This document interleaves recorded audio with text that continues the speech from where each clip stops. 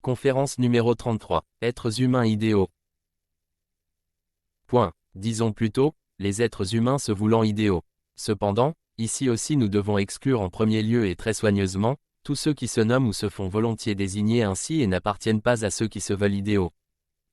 Il s'agit là de la grande catégorie des êtres humains, des deux sexes, mous et rêveurs, auxquels s'ajoutent aussi, encore, les êtres doués d'imagination, qui ne purent jamais apprendre à maîtriser leurs dons, ni à en user de manière profitable. Doivent aussi en être éliminés ceux qui sont constamment insatisfaits des conditions du moment et attribuent la cause de ce mécontentement au fait qu'ils sont plus idéalement disposés que tous les autres et ne peuvent donc s'adapter à leur époque. Ensuite, nous trouvons encore les masses des soi-disant incompris des deux sexes, dont le plus grand nombre est constitué de jeunes filles et de femmes. Cette sorte d'êtres humains s'imagine être incomprises. Cela signifie, en bon allemand, qu'ils vivent constamment dans l'imagination de porter en eux un trésor de valeur, dont l'autre partie avec laquelle ils sont précisément en relation, est incapable de reconnaître. En réalité, cependant, aucun trésor n'est caché dans ces âmes, mais au lieu de cela, exclusivement une source inextinguible de désirs insatiables, jamais assouvis. On peut tranquillement et simplement désigner tous ces êtres humains, qui se disent incompris, comme des inutiles. Parce qu'ils se montrent inutilisables pour la vie juste du présent, et ne penchent que vers l'irréel, en partie, même, pour la légèreté. Ils sont toujours attirés par ce qui ne convient pas à une saine vie terrestre. Le chemin de ces jeunes filles et de ces femmes éternellement incomprises, cependant, les introduit, malheureusement, très souvent, dans ce genre de vie que l'on désigne couramment comme légère, immorale, parce qu'elles veulent toujours volontiers, facilement et aussi trop souvent se laisser consoler. Ce qu'un certain genre d'homme sait bien et exploite sans scrupule. Mais précisément ces incomprises seront et resteront toujours, sous tout rapport, non fiables. Elles se disent idéales, mais sont en réalité parfaitement dépourvues de valeur, de sorte qu'un être humain sérieux, qui ne cultive pas de basses intentions, ferait mieux de les écarter de son chemin. Leur apporter de l'aide serait inutile. Aussi, ne s'approchent d'elles, presque toujours, que des consolateurs aux mauvaises intentions. Ce par quoi la fonction de réciprocité se déclenche très rapidement, en effet, contre le cœur ou dans les bras de l'un de ces prétendus consolateurs, une jeune fille incomprise, ou une femme de ce genre, après peu de jours ou de semaines, déjà, de nouveau, se sentira incomprise, et éprouvera alors la nostalgie d'être à nouveau comprise, parce qu'elle ne sait pas du tout, en réalité, ce qu'elle veut. À tous ces groupes d'inaptes s'ajoute aussi pour finir le groupe des rêveurs inoffensifs. Apparemment inoffensifs, comme les enfants. Le caractère inoffensif d'un tel rêveur, toutefois, n'existe qu'en regard de son activité envers lui-même, de sa propre personnalité, mais pas envers son entourage et tous les êtres humains avec lesquels il entre en contact. Pour beaucoup, un tel rêveur inoffensif par sa conversation agit déjà directement comme un poison, dévorant lentement, détruisant, décomposant, parce qu'avec ses développements d'idées, il est capable d'arracher à la vie terrestre normale et donc saine ses interlocuteurs, pour les conduire dans le royaume de l'inapproprié pour l'époque terrestre, le royaume de l'irréel. Cependant, qu'il soit bien remarqué, je ne dis pas qu'un tel rêveur soit impur ou même mauvais, au contraire. Il peut vouloir le meilleur, mais il voudra toujours ce qui, pour la terre, est irréel, ce qui pratiquement est irréalisable et de ce fait, il n'agit pas en regard de l'existence terrestre, en promouvant, mais en entravant, en détruisant. Et maintenant, chez les êtres humains restants qui aspirent à un idéal, nous devons, encore une fois, faire une distinction et observer minutieusement. Nous trouvons deux catégories, les êtres humains qui sont, à la poursuite d'un idéal et ceux qui aspirent à l'idéal. Les êtres humains qui aspirent après un idéal sont, pour la plupart, des faiblards, qui désirent constamment quelque chose qu'il n'est absolument pas possible d'atteindre. Tout au moins pas sur Terre, et c'est pourquoi ils ne peuvent jamais, non plus, être réellement comblés ou seulement joyeux. Ils sont très proches des incompris et tombent avec le temps dans une sentimentalité maladive qui ne conduit à rien de bon. Mais maintenant que nous avons rigoureusement sélectionné, prenons, si l'on peut dire ainsi, une lanterne en plein jour et cherchons ceux qui restent encore, il y en a bien peu. Ce qui reste ne doit en vérité, pas encore être nommé êtres humains idéaux, mais comme je l'ai déjà dit, des êtres humains, aspirant à l'idéal. Aspirant à l'idéal, considéré comme une qualité personnelle s'activant sur Terre. Ceux-là, seulement, sont alors des êtres humains que l'on peut pleinement apprécier, qui ont, certes, un grand but et même souvent puissant, devant les yeux, mais qui n'en viennent, pour autant, jamais à s'envoler, mais s'ancrent, au contraire, avec les deux pieds, solidement, dans la vie terrestre, afin de ne pas être détachés de la terre pour ce qui est irréel. Ils montent degré par degré, le regard assuré, la main tendue vers le but largement conçu, sans toutefois causer un tort immérité à autrui. Le profit qu'un tel genre d'êtres humains apporte se limite rarement à des personnes isolées. L'exploitation d'un genre quelconque n'entre pas ici en considération parce qu'alors, l'aspiration à l'idéal n'aurait pas sa justification. Aspirant à l'idéal, tout être humain peut et doit l'être, quelle que soit l'activité à laquelle, ici sur Terre, il s'adonne. Il peut ainsi ennoblir chaque genre de travail et lui donner de vastes buts. Il doit seulement ne jamais oublier de tout maintenir dans le cadre de la vie terrestre. Va-t-il au-delà, alors cela devient, pour la Terre, irréel, et de ce fait, malsain. La conséquence en est qu'une progression ne peut jamais être atteinte, ce qui est pourtant la condition fondamentale et le signe distinctif de tout ce qui aspire à l'idéal. Sur la Terre, l'être humain a le devoir de se donner comme but ce qui pour lui, est le plus élevé à atteindre et d'y aspirer de toutes ses forces.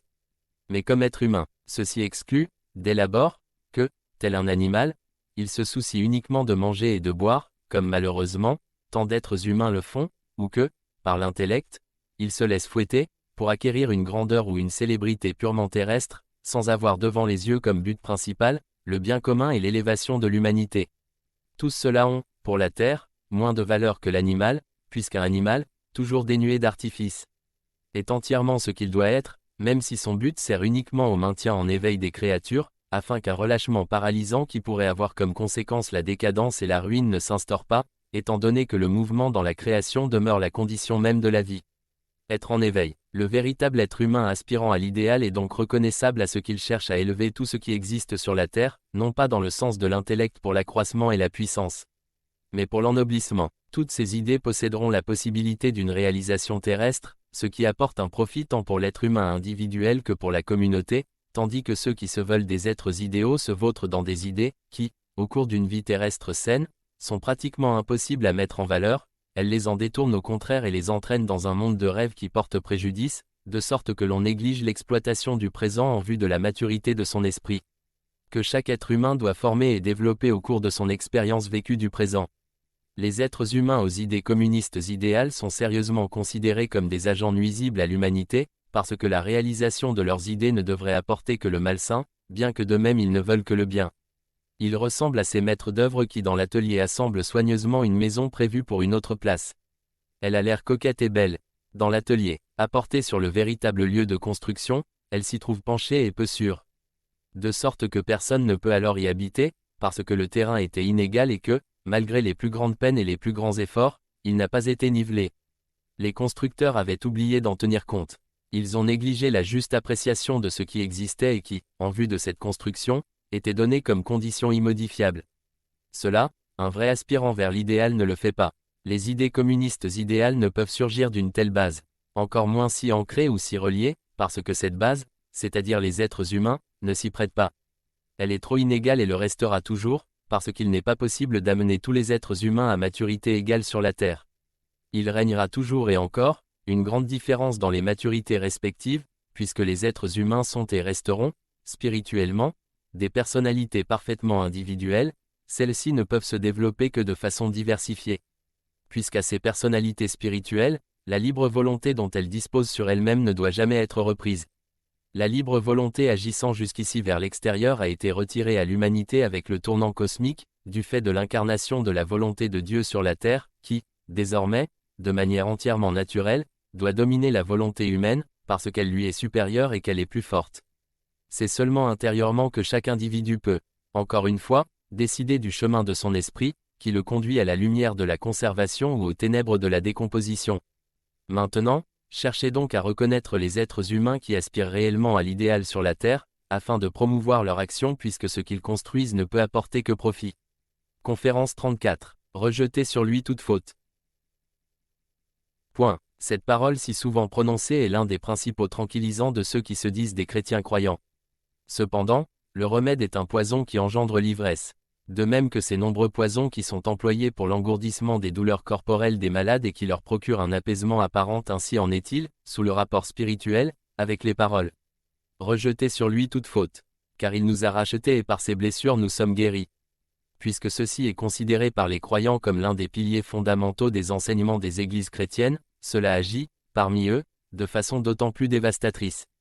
Ils édifient toute leur attitude intérieure en fonction de cela. mais ils succombent ainsi à l'étreinte mortelle de la foi aveugle qui ne leur permet seulement de voir que fortement troublé, tout le reste, jusqu'à ce que, pour finir, l'image entière se déforme et que tombe finalement un voile gris sur la vérité, de sorte qu'ils ne peuvent trouver d'appui que sur l'édification artificielle de théories déformées, édification qui doit s'effondrer avec eux au jour de la reconnaissance. Rejeter sur lui toute faute, illusion insensée. Comme du feu, la lumineuse vérité passera entre les rangs des armées des faux enseignants et des croyants paresseux et flamboyantes, consumera tout mensonge. Des foules se réjouissent encore de nos jours à l'idée que tout ce que le Sauveur a souffert et accompli s'est produit pour eux. Elles estiment dans leur paresse de penser, comme présomptueux et même sacrilège, l'être humain qui juge qu'il est de son devoir de contribuer aussi pour sa part, à la possibilité d'aller au ciel. Sur ce point, beaucoup font preuve d'une humilité et d'une modestie surprenantes, que, par ailleurs, il serait vain de chercher chez eux. Selon leur appréciation, cela équivaudrait à un blasphème que de faire place si faiblement et si timidement que ce soit, à la pensée que la descente du Sauveur sur la terre, ses souffrances et sa mort, pourraient ne pas encore suffire à effacer les péchés de tous ces êtres humains qui ne doutent plus de son existence terrestre d'alors. Rejeter sur lui toute faute, pensent-ils, dans leur fervent recueillement, et ils ne savent pas ce qu'ils font véritablement. Ils dorment, mais un jour, leur réveil sera terrible. Leur foi apparemment humble n'est rien d'autre qu'autocomplaisance et gloriole sans limite, lorsqu'ils s'imaginent qu'un Fils de Dieu est descendu ici-bas pour leur préparer, en les servant, le chemin sur lequel ils peuvent alors trotter stupidement, pour entrer directement dans le royaume des cieux. À vrai dire, chacun devrait ici immédiatement, sans plus, reconnaître le vide d'une telle conception. Elle ne peut naître que d'une commodité et d'une superficialité indescriptibles, à moins que la malice ne l'ait créée comme un appât pour des avantages terrestres. L'humanité s'est perdue en des milliers de faux chemins et se trompe elle-même dans sa croyance insensée. Quelle dépréciation de Dieu n'y repose-t-il pas? Qu'est donc l'être humain pour avoir l'audace de s'attendre à ce qu'un Dieu envoie son Fils né en lui-même, donc un fragment de sa propre et inessentielle vivacité, afin que les êtres humains puissent rejeter le fardeau de leurs péchés sur lui, uniquement pour qu'ils n'aient pas besoin de s'efforcer eux-mêmes de laver leur linge sale et de racheter ainsi la dette sombre dont ils se sont chargés. Malheur à ceux qui un jour auront à répondre à de telles pensées. C'est la plus sacrilège souillure de la sublime divinité. La mission du Christ n'était pas d'un genre si bas, mais elle était pleine de grandeur exigeante, indiquant la voie vers le Père. Déjà une fois, j'ai attiré l'attention sur la grande œuvre de rédemption du Fils de Dieu, revoir la conférence 14, le Rédempteur. Sa grande œuvre d'amour a levé dans l'en-deçà et dans l'au-delà et a porté des fruits de tout genre. Entre-temps, des êtres humains uniquement appelés par des êtres humains cherchèrent, bien des fois, à se faire passer pour des appelés de Dieu. Ils portèrent des mains sacrilèges sur les purs enseignements et, en les assombrissant, les rabaissèrent profondément jusqu'à eux. L'humanité, qui leur faisait confiance, sans examiner elle-même sérieusement la parole qu'ils enseignaient, chuta avec eux. Le noyau sacré de la vérité divine fut recouvert par les étroitesses terrestres, la forme demeura, mais tout éclat disparut dans la passion de la puissance et des avantages terrestres. Seul un crépuscule blafard règne là où devrait exister le plus brillant éclat de la vie de l'esprit. On a dérobé à l'humanité implorante le joyau que le Christ Jésus apporta à tous ceux qui le désirent. Un faux chemin, déformé et voilé par des désirs égoïstes, est indiqué aux chercheurs, qui non seulement leur fait gaspiller un temps précieux, mais même les pousse très souvent, dans les bras des ténèbres. Rapidement, les hérésies proliférèrent. Elles étouffèrent la simplicité, la vérité, et les recouvrirent avec un vêtement chatoyant dont cependant la splendeur des couleurs ne fait que propager le danger, telles ces plantes vénéneuses qui engourdissent tout ce qui les approche. La vigilance des croyants sur eux-mêmes se paralyse et, finalement, s'éteint. Ainsi se meurt aussi toute possibilité d'ascension vers la vraie lumière. Encore une fois, le grand appel de la vérité retentira au-dessus de tous les pays. Mais, ensuite arrive le règlement des comptes. Pour chacun, à travers le destin qu'il s'est lui-même tissé, les êtres humains recevront enfin ce que, jusqu'ici, ils ont défendu avec obstination. Ils devront vivre d'expérience toutes les erreurs qu'ils ont cherché à établir ou à suivre par leurs désirs ou leurs pensées présomptueuses. Pour beaucoup, il y aura des hurlements et des grincements de dents témoignant leur épouvante, leur rage et leur désespoir. Ceux que le mal accable et ceux qui seront réprouvés au cours du jugement ressentiront soudain cela comme une injustice et une dureté. Aussitôt qu'ils seront précipités dans cette réalité qu'ils ont persisté à reconnaître, au cours de leur vie terrestre, comme l'unique vrai, et qu'ils s'efforcèrent constamment d'imposer à leur prochain. Alors, ce Dieu auquel ils se sont opposés avec une présomption illimitée devrait encore les aider. Ils l'imploreront, l'appelleront et attendront aussi que, dans sa divinité, il pardonne aussi facilement le pire au petit être humain. Ignorants, soudain, dans leurs prétentions. Il leur semblera beaucoup trop grand pour pouvoir leur en tenir rigueur.